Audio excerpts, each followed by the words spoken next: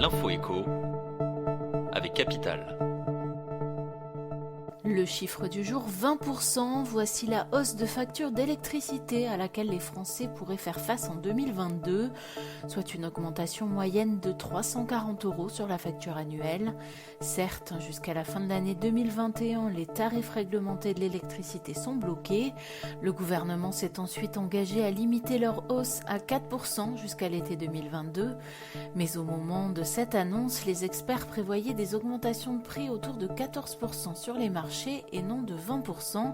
Résultat, les factures pourraient à nouveau bondir au début de l'hiver prochain. Face à ce risque, le gouvernement promet de compenser l'inflation des prix par une baisse de taxes et ne ferme pas la porte à d'autres mesures si cela ne suffisait pas.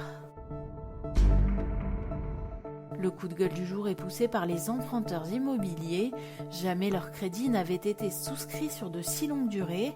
En moyenne, en novembre 2021, les mensualités atteignent 20 ans, soit 7 mois de plus qu'en novembre de l'année précédente.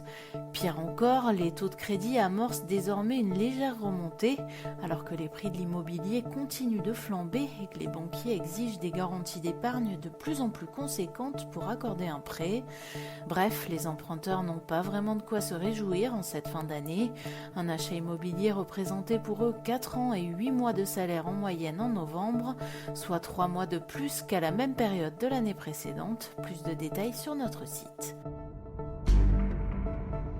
L'info pratique Capital, si vous avez modifié votre taux de prélèvement à la source durant l'année et que vous souhaitez le conserver au mois de janvier, il faut vous dépêcher car vous devez obligatoirement actualiser votre taux avant le 8 décembre dans votre espace personnel du site impôts.gouv. Pour cela, rendez-vous dans la rubrique « Gérer mon prélèvement à la source » puis dans l'onglet « Actualiser suite à une baisse ou à une hausse de revenus » ou « Signaler un changement ». Faute de quoi, l'administration fiscale appliquera dès le 1er janvier le taux calculé à partir de votre déclaration de revenus de ce printemps. Une déclaration basée sur les revenus de l'année 2020 qui ne correspond plus forcément à votre situation financière du moment. Tous les détails pratiques sont à lire sur capital.fr. Et on termine par les dernières annonces gouvernementales face à la 5e vague de Covid. Lundi soir, au cours d'une conférence de presse, Jean Castex a annoncé que désormais les personnes de plus de 65 ans pourront accéder à la dose de rappel du vaccin dans n'importe quel centre et ce, même sans rendez-vous.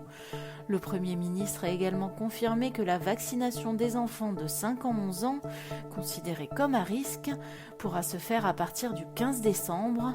Autre grosse annonce, la fermeture pour 4 semaines des boîtes de nuit.